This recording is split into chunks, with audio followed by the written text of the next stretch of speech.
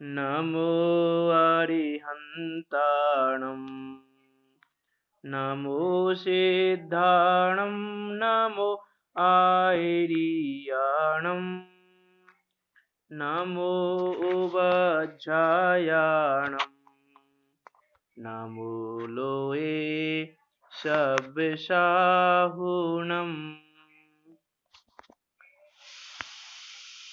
मंगलम भगवान वीरो मंगलम गौतमो गणी मंगलम कुंद कुंदार्यो जैन धर्मोस्तु मंगलम सर्व मंगल मांगल्यम सर्व कल्याण कारकम प्रधानम सर्व धर्मानां जैनम जयतु शासनम जैनम जयतु शासनम तीन भुवन में सार भीतराग विज्ञानता शिव स्वरूप शिवकार नमः त्रियोग समारिके।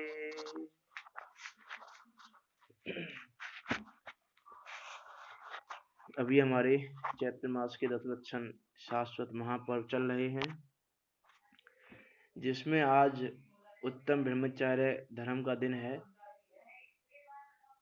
ब्रह्मचर्य अर्थ का यदि हम वास्तव में शब्द लगाएं, वास्तव में हम देखें तो ब्रह्मचर्य का अर्थ ही नहीं जानते।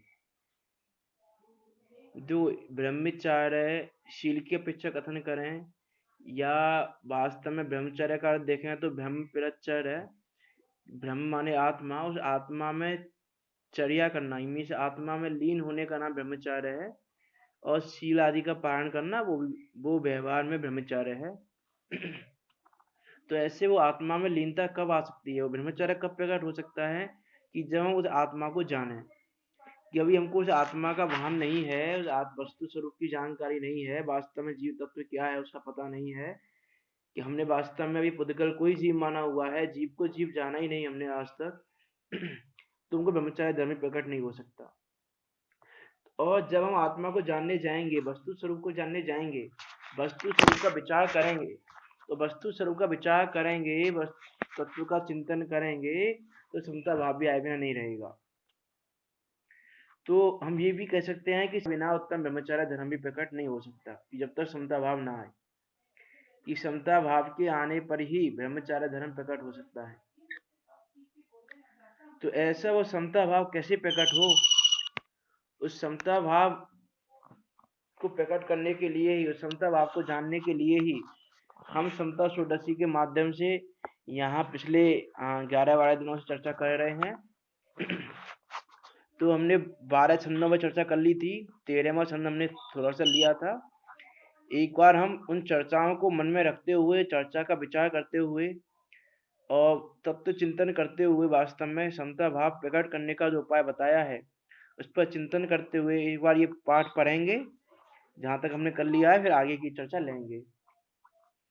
सम्मिता रस का पान करो, अनुभव रस का पान करो, शांत रहो शांत रहो, सहज सदा ही शांत रहो, नहीं अशांति का कुछ कारण, ज्ञान दृष्टि से देख अहो, क्यों पर लक्ष्य करे रे मूरख, तेरे से सब भिन्न अहो, देह भिन्न है कर्म भिन्न है, उदय आदि भी भिन्न अहो, नहीं अधीन है तेरे कोई, सब स्वाधीन परिणमित हो, पर नहीं तुझसे कहता कुछ भी, सुख दुख का कारण नहीं हो, करके मूर कल्पना मिथ्या, तू ही व्यर्थ आकुलित हो, इष्ट अनिष्ट न कोई जग में, मात्र ज्ञान के गे अहो। हो निरपेक्ष करो निज अनुभव, बाधक तुमको कोई न हो। तुम स्वभाव से ही आनंद में, पर से सुख तो लेस न हो। झूठी आशा तृष्णा छोड़ो, जिन वचनों में चेत धरो। परिद्रव्यों का दोष न देखो, क्रोध अग्नि में नहीं जलो। नहीं चाहो अनुरूप प्रवर्तन, भेद ज्ञान ध्रुव दृष्टि धरो। जो होता है वह होने दो, होनी को स्वीकार करो। कर्तापन का भाव न लाओ, निज हित का पुरुषार्थ करो। दया करो पहले अपने पर, आराधन से नहीं चिगो। कुछ विकल्प यदि आवे तो भी, संबोधन समता में हो। यदि माने तो सहज योग्यता, अहंकार का भाव न हो। नहीं माने भवितव्य विचारो, जिससे किंचित खेद न हो। हीन भाव जीवों के लख कर, ग्लानि भाव नहीं मन में हो।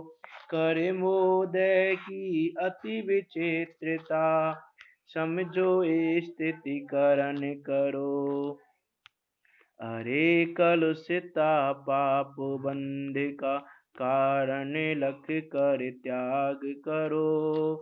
आलस छोड़ो बनो उद्यमी, परसा है कि चाह न हो। पापोदय में चाह व्यर्थ है, नहीं चाहने पर भी हो। पुण्योदय में चाह व्यर्थ है, सहजपने मन वांछित हो। हमने इन छंदों के माध्यम से ये जाना था कि वास्तव में हमको समता भाव रखने के लिए कुछ करना नहीं है। सिर्फ वस्तु व्यवस्था को जानने मात्र से हम समता भाव धर सकते हैं। हम जो ये करने करने करने का जो भाव कर रहे हैं प्रति समय कि हम कुछ कर सकते हैं, जो ये हमारी कर्तव्य और ममत्व बुद्धि पड़ी हुई है, उस कर्तव्य और ममत्व बुद्धि हमको समता भाव नहीं होने देती। हमको प्रति समय कर्तव्य बुद्धि है या ममत्व बुद्धि है। जैसे अभी हम कोरोना वायरस से दुखी हो रहे हैं तो किस लिए हो रहे हैं? ममत्व बुद्धि के कारण, कि हमको अपने शरीर के प्रति ममत्व है, अपने पुत्र स्त्री माता पिता परिवारजनों के प्रति ममत्व है। तो उनका हमसे वियोग ना हो जाए, किसी तरह का उनको कष्ट ना हो, उस प्रकार का जो हमारा ममत्व बुद्धि के कारण जो परिणमन हो रहा है, वो परिणमन दुख का कारण है, वो कोरोना वायरस की बीमारी दुख का कारण नहीं है। इस पर हम चर्चा कर चुके हैं, इन चीजों को जान चुके हैं हम पहले। तो इस प्रकार हमने देखा कि ना कोई हमारे अधीन है, सबका स्वाधीन परिणमन है। ये देह भी भिन्न है, कर्म भी भिन्न है, उदय भी भिन्न है, इष्टनिष्ट कुछ है नहीं, पर हमको सुख दे सकता नहीं है। हम स्वभाव से ही आनंद में हैं, स्वभाव ही हमारा आनंद में रहने का है, आनंद रूप रहने का है, और हम अपने स्वभाव रूप नहीं रह पा रहे। ये ऐसा है जैसे मान लो कि शक्कर का तो स्वभाव प्रकट है ना, लेकिन जैसे मान लो शक्कर का मिठास हो और मिठास ना आए तो कैसा आश्चर्य लगे हमको। अरे शक्कर में से मिठास आए तो आश्चर्य की बात नहीं है, लेकिन शक्कर डालने के बाद भी मिठास ना मिले तो आश्चर्य की बात है कि मिठास क्यों नहीं मिली। वैसे ही यह जीव स्वभाव से ही आनंद में है। उसमें उसको जानने पर, समता भाव रखने पर, तत्व विचार करने पर आनंद की अनुभूति हो, उसमें कोई आश्चर्य की बात नहीं है। हम क्या आश्चर्य करते हैं कि ये ज्ञानी जीव कैसे रहते होंगे, कि ज्ञानी कैसे अपने आप में सुखी रहते होंगे, क्योंकि हमने सुख का पैरामीटर दूसरा बनाया हुआ है। कि वास्तव में हमने जो सुख है जहाँ पे, उसको ना मान के उस सुख का पैरामीटर दूसरा मान लिया कि सुख का पैरामीटर ये है।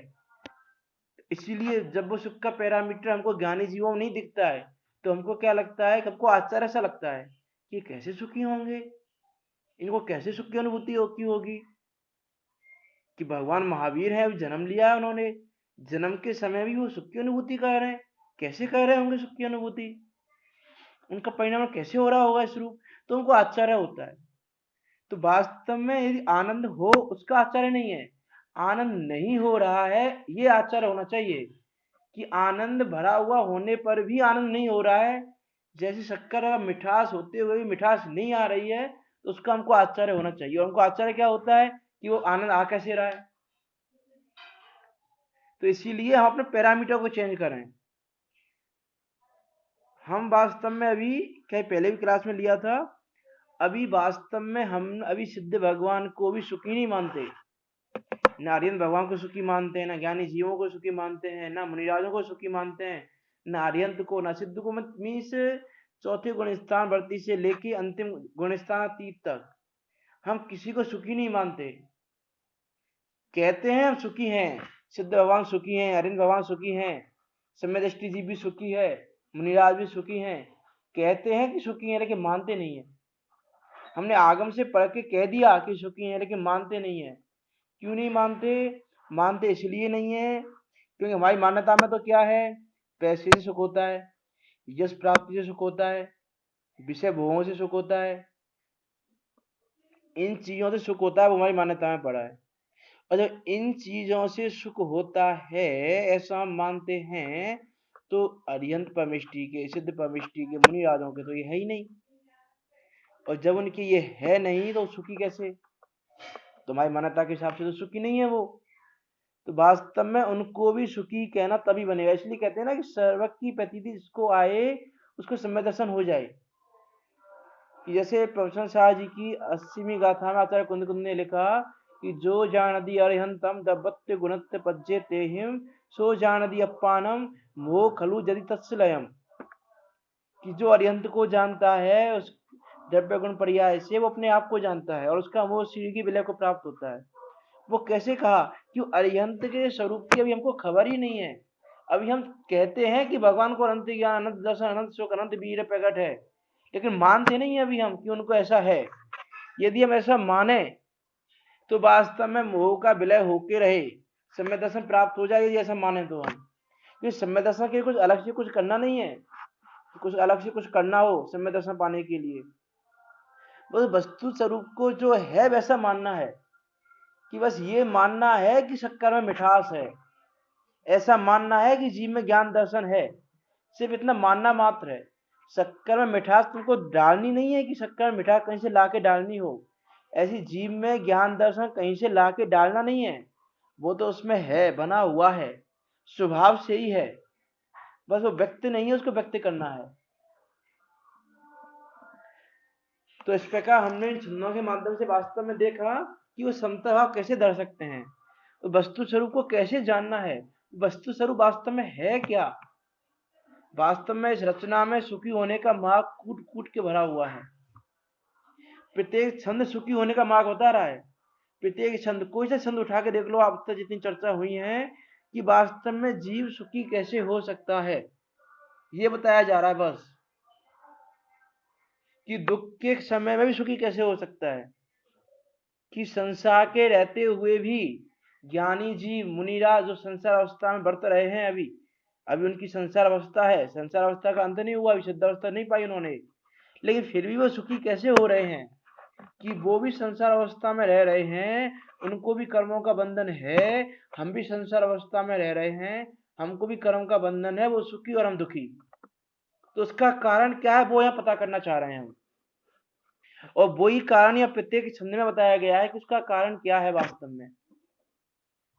और हमने देखा है कि कारण कुछ भी नहीं है, बस अपनी जो मान्यता है उसका वो कारण है उसका, अपनी जो मान्यता बनाई हुई है कि सुख पर से होता है, कि पर से सुख होता है। यदि ऐसा हमने मान लिया तो सुख की प्राप्ति नहीं हो सकती। देखिए एक बार से एग्जांपल लिया था मैंने, नहीं लिया तो उसको रिवाइज कर देता हूं। कि जैसे हम चौराहे पर खड़े हों और हमको पूर्व दिशा में जाना है, मान लो हमें मंदिर जाना है, जिन मंदिर जाना है, और जिन मंदिर चौराहे से पूर्व दिशा में, इतना किसी ने बताया हमको कि चौराहे से आप पूर्व दिशा में जाओगे तो आपको जिन मंदिर मिल जाएगा। लेकिन वो चौराहे पर हम खड़े हैं, हमको दिशा का ज्ञान नहीं है कि पूर्व दिशा किधर है, पश्चिम किधर है, उत्तर किधर है, दक्षिण किधर है। तो हमको चीज का ज्ञान नहीं है, और हम यदि पश्चिम दिशा को या उत्तर दिशा को या दक्षिण दिशा को पूर्व दिशा मानकर उसी दिशा की ओर चलें तो कितना चलें, कितनी टाइम चलें कि हम जिन मंदिर पहुंच जाएंगे? तो संभव नहीं है। और यदि हम उस चौराहे पर खड़ा होके किसी से पूछें कि भाई पूर्व दिशा किस ओर है, हमको जिन मंदिर जाना है, हमको पूर्व दिशा में बताया गया है, तो पूर्व दिशा किस ओर है, तो ऐसा पता करके कोई हमको बताए और फिर चिन्हों के माध्यम से या और उस व्यक्ति की बातों से हम ये पता करें कि पूर्व दिशा इस ओर है और फिर उस दिशा की ओर चलें तो हम अपनी मंजिल को पा लेंगे। तो ये वैसा ही है कि हम संसार रूपी चौराहे पर खड़े हुए हैं और हमको मार्ग का ज्ञान नहीं है कि सुख का मार्ग किधर है, दुख का मार्ग किधर है। अब हमने दुख के मार्ग को ही सुख का मार्ग मान लिया यदि, तो सुख की प्राप्ति नहीं हो सकती। तो आपने तो देख लिया ना कि सुख का मार्ग ये है, कि आपने तो मान लिया ना कि पश्चिम दिशा में जा रहे हो आप, और आपने ये मान लिया कि पूर्व दिशा इधर ही है, तो आप कभी मंजिल पर नहीं पहुंच पाओगे।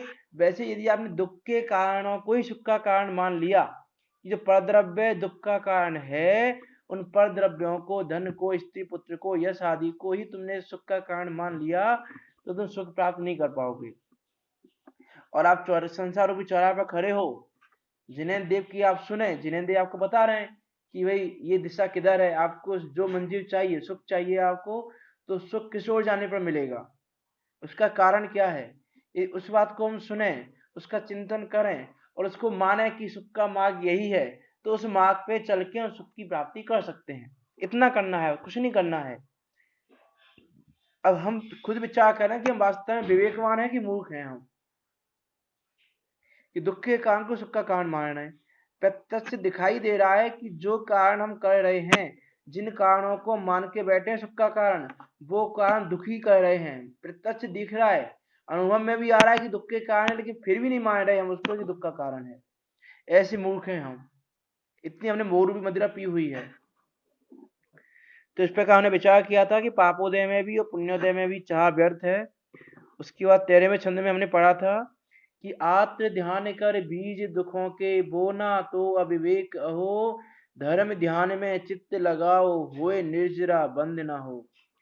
कि आत्म ध्यान और रौद्र ध्यान जो हम प्रति समय कर रहे हैं, वो आत्म ध्यान और रौद्र ध्यान इस संसार में भ्रमाने वाले हैं, नरक निगोद में ले जाने वाले हैं, तिरंश गतियों में ले जाने वाले हैं, 2 इंद्रिय 3 इंद्रिय 10 पर्यायों में ले जाने वाले हैं। ऐसे वो आत्म ध्यान रौद्र ध्यान, उनके हमने भेद विभेद जाने थे, उनका स्वरूप भी जाना था पिछली क्लास में। तो ऐसे वो आत्म ध्यान और रौद्र ध्यान दुखों के बीज हैं। अब आपको सुख चाहिए, दुखों के बीज मत बो भाई। दुख के बीज बोओगे तो दुखी मिलने वाला है, सुख नहीं मिलने वाला। इसलिए यदि सुख चाहिए तो आत्म ध्यान रौद्र ध्यान करना छोड़ो। ये आत्म ध्यान और रौद्र ध्यान तुमको नरक निगोद में ले जाने वाले हैं। जरा विचार तो करो कि हम कर क्या रहे हैं, कहाँ जाने की तैयारी कर रहे हैं हम। ऐसे हो आत्म ध्यान, रौद्र ध्यान, अनिष्ट संयोग आत्म ध्यान, इष्ट वियोग आत्म ध्यान, वेदना जन्य आत्म ध्यान, निदान आत्म ध्यान। और रौद्र ध्यान में हमने पढ़ा था हिंसानंदी, मिशानंदी, चौर्यानंदी, प्रज्ञानंदी। इस प्रकार के ये तो आत्म ध्यान रौद्र ध्यान है, इनका हमने स्वरूप जान लिया था पिछली बार, इसका चर्चा नहीं करेंगे अभी हम। तो इस प्रकार ये तो आत्म ध्यान रौद्र ध्यान है, इनको हम करना छोड़ के धर्म ध्यान में अपना चित्त लगाएं। कि पंचम काल में शुक्ल ध्यान नहीं हो सकता, लेकिन धर्म ध्यान तो संभव है। धर्म ध्यान होता है, पंचम काल में भी जो ज्ञानी जीव हैं वो धर्म ध्यान में बरत रहे हैं। अरे भावलिंगी संत भी अभी हैं, कहीं ना कहीं तो हैं भरत क्षेत्र में, पूरे भरत क्षेत्र में। अभी जहां हम रह रहे हैं वहां पे ना हो, लेकिन भरत क्षेत्र में है। तो भरत क्षेत्र में काल के अंत तक भावलिंगी संत रहेंगे, तो भावलिंगी संत तो धर्म ध्यान ही कर रहे हैं, वो तो अपने स्वरूप में ही परिणमन कर रहे हैं, स्वरूप में लीन हो रहे हैं। तो धर्म ध्यान तो संभव है पंचम काल में। हम ऐसा माने कि धर्म ध्यान भी संभव नहीं है तो वो हमारी मूर्खता है, वो हमारी मिथ्या मान्यता है कि हम ऐसा माने धर्म ध्यान संभव नहीं है। कि धर्म ध्यान तो पंचम काल में जीव कर सकता है। तो ऐसे धर्म ध्यान को हम करें। ये मनुष्य पर्याय हमको आत्म ध्यान और ध्यान करने के लिए नहीं मिली, ये मनुष्य पर्याय हमको धर्म ध्यान करने के लिए मिली है।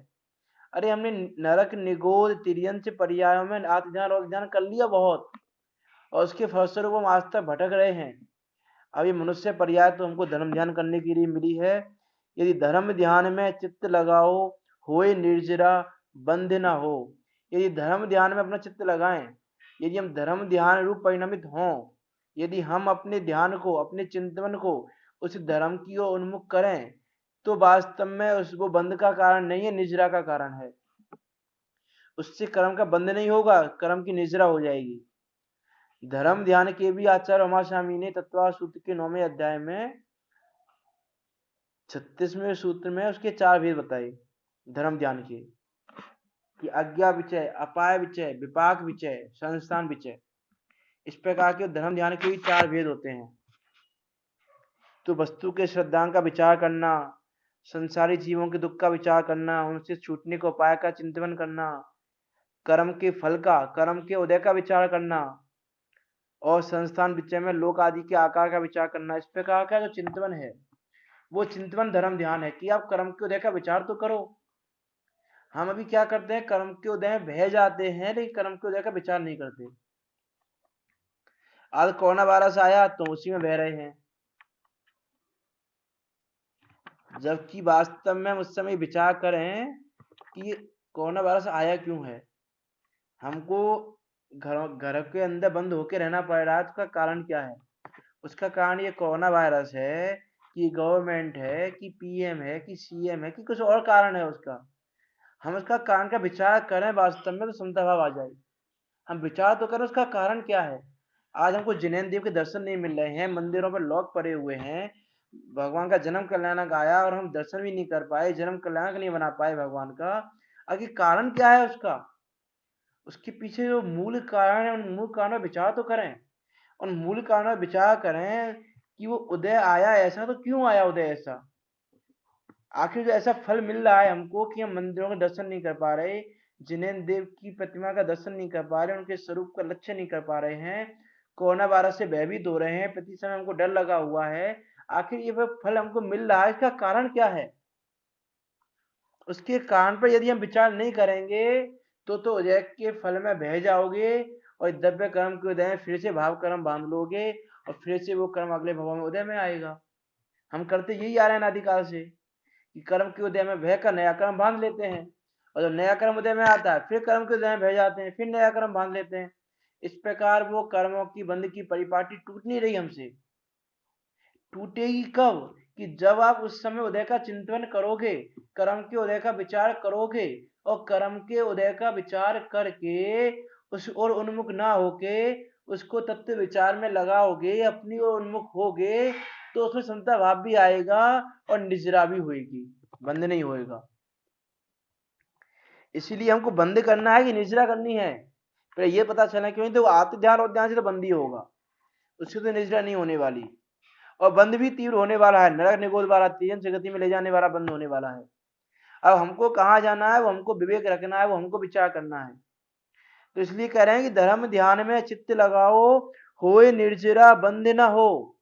कि आप धर्म ध्यान में चित्त तो लगाओ, वो धर्म ध्यान का विचार तो करो धर्म का, कि वास्तव में वस्तु तत्व क्या है। आगम की प्रमाणता से ही वस्तु के श्रद्धा का विचार कर लो। आप प्रत्यक्ष हमको दिखाई दे रहा है कि संसारी जीव दुखी हो रहे हैं, और फिर हमको क्या लगता है कि हम दुखी नहीं होंगे, कि अरे हम भी संसारी हैं, जैसे और संसारी जीव दुखी हो रहे हैं वैसे हम भी दुखी होंगे, जैसे उनके उदय का फल आ रहा है वैसे हमें भी उदय का फल आएगा। कोई व्यक्ति कोरोना वायरस से आज मरण को प्राप्त हो रहा है, या संक्रमित होकर मरीज हो रहा है, दुख भोग रहा है, हॉस्पिटल में पड़ा है, इस प्रकार के जो दुखों को भोग रहा है, हम उसमें क्या मान रहे हैं, हमको लग ही नहीं रहा है कुछ, कि अरे भाई जो उनका मरण हो रहा है, वो मरीज हो रहे हैं, वो हॉस्पिटल में पड़े हैं, तो कल को तुम भी पड़े हो सकते हो, कल को तुम्हारा ही मरण हो सकता है, क्योंकि ये देह शाश्वत तो है नहीं, ये देह तो मरेगी ही मरेगी। हमारी प्रॉब्लम क्या है कि जब कर्म का बंद हो रहा है उस समय तो हम चिंता नहीं करते, और जब कर्म का फल आता है उस समय दुखी होते हैं। तो यदि आपको दुखी नहीं होना है तो कर्म के फल के टाइम पर कोई मतलब नहीं। कर्म के फल के टाइम की बजाय जब कर्म का बंध कर रहे थे, जैसे कर्म का फल आया उस समय तुम कर्म को देखकर चिंतन करोगे तो नया बंध नहीं होगा। जो नए बंध का समय है उस समय चिंतन करो ना तुम। उस समय चिंतन करोगे तो तुम्हारा कर्म का बंध नहीं होगा। इसलिए हम उस समय चिंतन करें वास्तव में कि हम कर क्या रहे हैं, ये कर्म का उदय आया है तो क्यों आया है। अरे सतियों ने, महापुरुषों ने भी कर्म को उदय का विचार किया और कर्म के उदय का विचार रख के समता भाव को धारण किया, और समता भाव को धारण करके उन्होंने अपने भी भव सुधारा और धर्म की प्रभावना भी की। कि जो धर्म की प्रभावना भी शब्दों से नहीं होती, धर्म की प्रभावना भी तुम्हें समता भाव है, समता भाव से रह रहे हो, उपसर्गों के काल में, अनिष्ट संयोगों के काल में भी समता भाव से रह रहे हो, तो धर्म की अपने आप प्रभावना होगी।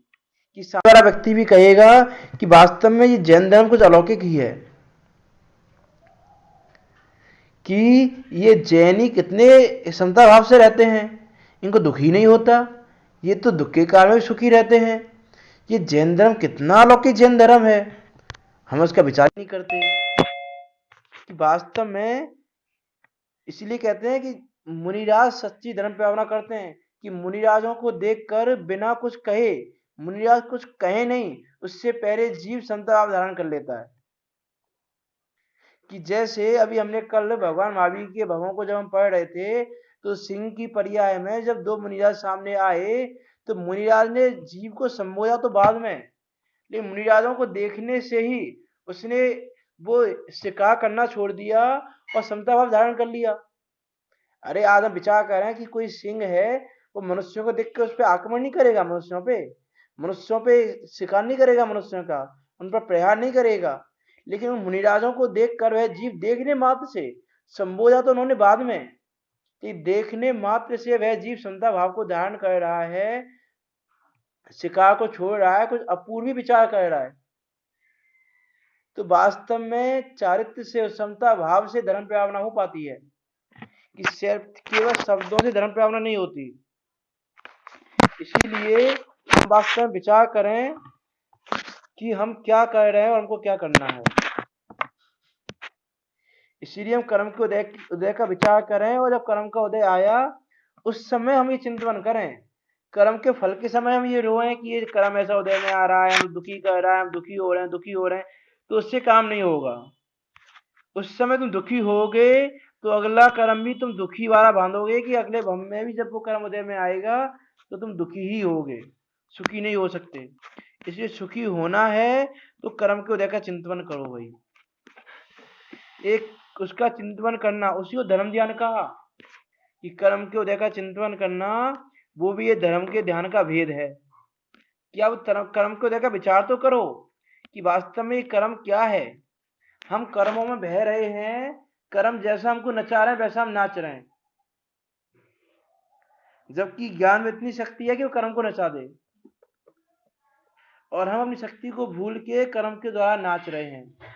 कर्म हमको जहां लेके जाता है, जहां पटक देता है वहां चले जाते हैं, वहां दुखी होते रहते हैं। कर्म जो करवाता है वो कर लेते हैं। तो हम तो क्या कर्म की चाकरी कर रहे हैं, और जबकि हमारी शक्ति ऐसी है, अनंत शक्ति के हम धारक हैं, अनंत गुणों की संपदा है हमारे पास, कि हम उन कर्मों को नचा दें, कर्मों को नचा के उनको नष्ट कर दें, उनको अपने पास आने ना दें, उनको दूर से ही भगा दें।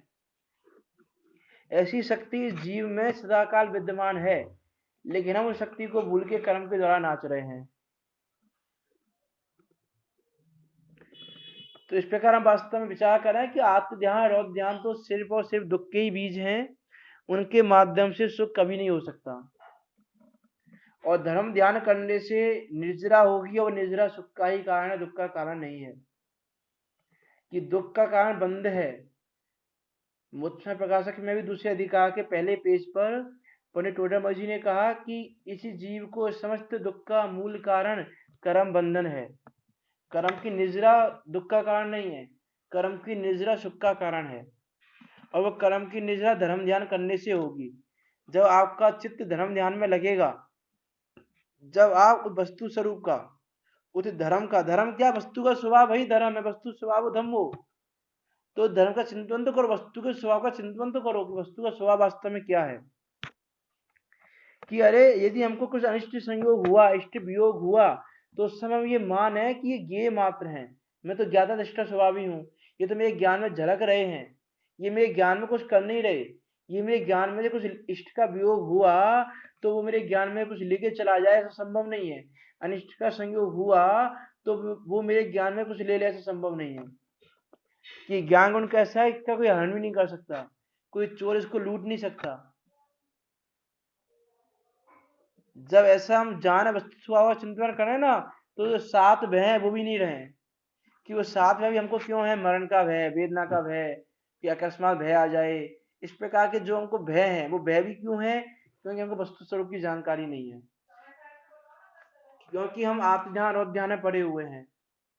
समय सार में आचार्य रामरतन देव ने हर भय के लिए कलश लिखा एक, कि यह जीव बंद अधिकार में कलश लिखे उन्होंने, कि यह जीव किस प्रकार से भय से मुक्त होता है, कैसे होता है भय से मुक्त। क्योंकि ज्ञान स्वभाव की आराधना से, उस ज्ञान में लीन रहने से, उस वस्तु तत्व को जानने से निशंक होकर वो भयों से रहित हो जाता है, निशंक रहता है वो, उसको शंका नहीं होती, क्योंकि वो जानता है कि निज आयु 6 से मरण हो, यह बात जिनवर ने कही। जब वो ये जानेगा, इसका विचार करेगा, इसको मानेगा, तो मरण का भय कैसे रहेगा, उसको नहीं रह सकता मरण का भय। वेदना है, उदय आधीन है, वो वेदना मेरे अंदर कुछ नहीं कर सकती, मेरे ज्ञान गुण में उसका प्रवेश भी नहीं है। यदि वो ऐसा जीव जाने तो वेदना का भय भी नहीं रहे। इस प्रकार के सातों भय दूर हो जाए। हम वास्तव में देखें तो देखो, सबका कारण एकमात्र यही है कि हमारी जो कर्तव्य ममत्व बुद्धि है, पर द्रव्य में जो हम रमे हुए हैं, एकमात्र वही दुख का कारण है। लेकिन तुमने कारण दूसरी जगह माना हुआ है, इसलिए वो कार्य भी ऐसा ही हो रहा है। तुम दुख के कारण ला रहे हो अपने पास, दुख के कारणों को उत्पन्न कर रहे हो, तो इसलिए दुख दूर नहीं हो रहा है। सुख के कारण को लाओगे तो सुख मिलेगा, पक्का मिलेगा सुख, उसमें कोई वो नहीं है कि सुख नहीं मिले, उसमें शंका भी नहीं करना कि सुख नहीं मिलेगा, कि सुख के कारण को करोगे तो सुख मिलेगा, दुख के कारण को करके सुख पाना चाहोगे तो वो तो संभव नहीं है। इसलिए वास्तव में आत्मरोध ध्यानों को हम छोड़ें और आत्मरोध ध्यान को छोड़कर धर्म ध्यान में अपना चित्त लगाएं। ये दुखी रहना हो तो बात अलग है, लेकिन दुखी नहीं रहना है, सुखी होना है, तो सुख का कारण तो उत्पन्न करना ही पड़ेगा, सुख के कारण रूप परिणमित होना पड़ेगा, तभी आप सुखी रह सकते हो। नहीं तो दुख के कारणों को करते हुए तुमको सुखी करने में तो जिन्हें भगवान भी समर्थ नहीं है। और तुमने अनादि काल से लेके अब तक अनंत काल गंवा दिया है, और इस अनंत काल में तुमने कैसे कैसे दुख भोगे हैं, इसका वर्णन जिनेंद्र भगवान भी नहीं कर सकते। इतने तुमने दुख भोगे हैं अनंत काल में, इतना तुमने भ्रमण किया है, इतने दुख भोगे हैं कि उनको जिनेंद्र भगवान भी कहने में समर्थ नहीं है। अरे सिर्फ एक बार एकेंद्रीय पर्याय पाई हो, उसमें इतना दुख पाया कि उसको भी जिनेंद्र भगवान नहीं कर सकते वर्णन। तो तुमने तो एकेंद्रीय पर्याय को भी अनंत बार पाया है, निगोद पर्याय में भी अधिक बहुत बार गए हो, नरक में भी तुमने अनंत बार नरक को पाया है, तो एक बार दो बार नहीं पाया। तो कितना तुमने दुख सहा है अब तक भाई, तेरा विचार तो करें, जिनेंद्र भगवान की माने तो सही। अब हम जिनेंद्र भगवान की मानने तैयार नहीं है, हम जिनेंद्र भगवान की सुनने तैयार नहीं है। क्यों तैयार नहीं है? जब हम जिनेंद्र भगवान की मानने जाते हैं, जिनेंद्र भगवान की सुनते हैं, उनकी बातों पर विचार करने जाते हैं, तो हमारी कर्तव्य बुद्धि पर, हमारी ममत्व बुद्धि पर चोट पड़ती है, और चोट हमको अच्छी नहीं लगती। और जब तक हमको चोट अच्छी नहीं लगेगी, तब तक हम कर्तव्य ममत्व बुद्धि में पड़े रहेंगे और दुखी भोगते रहेंगे। कि कर्तव्य ममत्व बुद्धि को छोड़े बिना कोई जीव आज तक सुखी नहीं हुआ। कि भगवान महावीर के जीव ने भी जब सिंह की पर्याय में कर्तव्य ममत्व बुद्धि को छोड़ा, वस्तु का विचार किया, तत्व चिंतन किया, स्वद्रव्य परद्रव्य का भेद ज्ञान किया, तो फिर वो सुखी होने का उन्होंने मार्ग प्राप्त किया। उससे पहले वो अनंत काल तक दुखी होते रहे तो होते रहे, वो कर्तव्य ममत्व बुद्धि में पड़े थे, मिथ्या भ्रम में पड़े थे, दुखी हो रहे थे। तो हम देखें तो सही कि वो भी हमारे जैसे थे, हमारे जैसे संसार में थे, और आज वो सिद्ध अवस्था में हैं, तो हम भी सिद्ध अवस्था पा सकते हैं, ऐसा अंदर विश्वास तो आए। अभी हमको विश्वास ही नहीं आता, अभी तुमको आश्चर्य लगता है कि भगवान मुक्त कैसे हो गए होंगे, भगवान सुखी कैसे हो रहे होंगे। अरे हमको आश्चर्य लगता है। तो भाई हम कहा ना कि शक्कर में से मिठास आए तो वो आश्चर्य की बात नहीं है, मिठास ना आए तो आश्चर्य की बात है। अरे आप यदि मान लो गन्ने का रस पी रहे हो, गन्ने का रस मीठा लग रहा है आपको, तो आप ये नहीं कहोगे कि मीठा क्यों है, लेकिन मीठा ना हो तो आप कहोगे कि मीठा क्यों नहीं है, क्योंकि आपको वहां उस स्वभाव की जानकारी है, उस स्वभाव की पहचान है। तो स्वभाव की व्यक्तता हो उसमें आश्चर्य नहीं है, उस स्वभाव की व्यक्तता ना हो उसमें आश्चर्य होना चाहिए। तो हमको सुख नहीं प्राप्त हो रहा है उसमें आश्चर्य होना चाहिए। ज्ञानी जीव, मुनिराज, अरियंत सिद्ध सुखी हो रहे हैं उसमें आश्चर्य नहीं होना चाहिए। अरे वो तो उनका स्वभाव है, वो स्वभाव की व्यक्तता हो रही है, उसमें क्या आश्चर्य है। उसमें थोड़ी ना आश्चर्य करना है कि यह जीव कर्म से मुक्त हो गया, इसमें हम आश्चर्य करते हैं कि देखो कितना बड़ा आश्चर्य हो गया, कर्म से मुक्त हो गया। अरे कर्म से मुक्त नहीं हो रहा है ये जीव, उसमें हमको आश्चर्य लगना चाहिए। कि आश्चर्य की बात तो यह है कि आनंद स्रोत बह रहा और तू उदास है, आनंद स्रोत बह रहा और तू उदास है, अचरज है जल में रह के भी मछली को प्यास है। कि अचरज तो इसमें होना चाहिए हमको कि जल में रह के ही मछली प्यासी रह जाए, कि हम सुख का भंडार होने पर भी दुखी रह जाएं, इसमें हमको आश्चर्य लगना चाहिए। और यदि हमको इसमें आश्चर्य लगेगा तो हम दुख के कारणों को छोड़ के सुख के कारण की प्राप्ति की ओर बढ़ सकते हैं, नहीं तो नहीं बढ़ पाएंगे। इसलिए भाई विचार तो हमको करना ही पड़ेगा, और कोई उसका कारण नहीं है, सिर्फ एक यही कारण है, हम आत्म ध्यान और ध्यानों को छोड़ें और धर्म ध्यान की ओर उन्मुख हों, धर्म ध्यान को करें। और अभी तो देखो वास्तव में अनुकूल समय मिला हुआ है, पूरी तरह से अनुकूल समय है, अनुकूल बुद्धि है, अनुकूल पर्याय है, सब कुछ अनुकूल है। सारी अनुकूलताएं जितनी अनुकूलताएं एक जीव को सम्यक दर्शन पाने के लिए चाहिए, तो वो सारी अनुकूलता हमारे पास हैं। एक भी प्रतिकूलता नहीं है उसमें से।